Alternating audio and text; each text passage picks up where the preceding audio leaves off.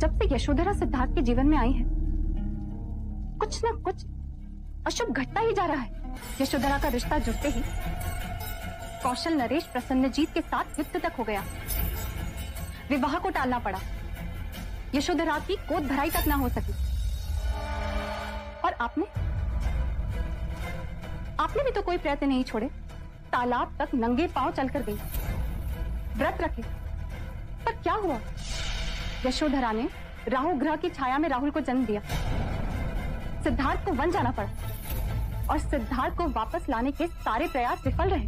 विभावरी, तुम तो सारा दोष यशोधरा पे डाल रही हो। इस घटनाक्रम से मेरी ही नहीं बल्कि सबकी धारणा पक्की होती जा रही है कि यशोधरा अपशगुनी है।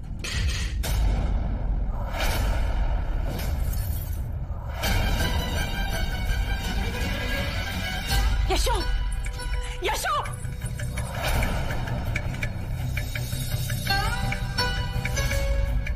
और कुछ भी शुगल ना रह गया अभी।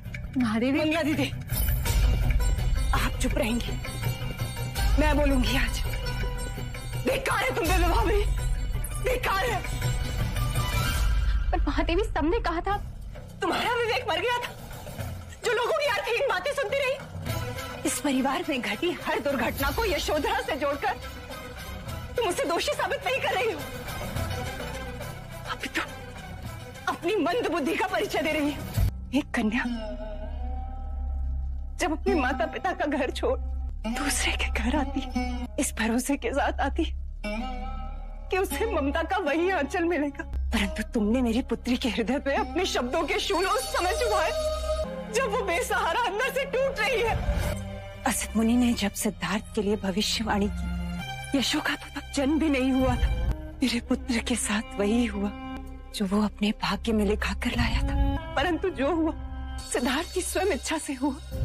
धन्य है यशोधरा, जिसके कारण हमें कुछ और वर्ष सिद्धार्थ के साथ रहने को मिला। यशोधरा के लिए मेरे मन में कोई मनमुटाव नहीं है। आप तो मुझे क्षमा कर दीजिए। क्षमा उससे मांगो जिसकी तुम दोषी हो।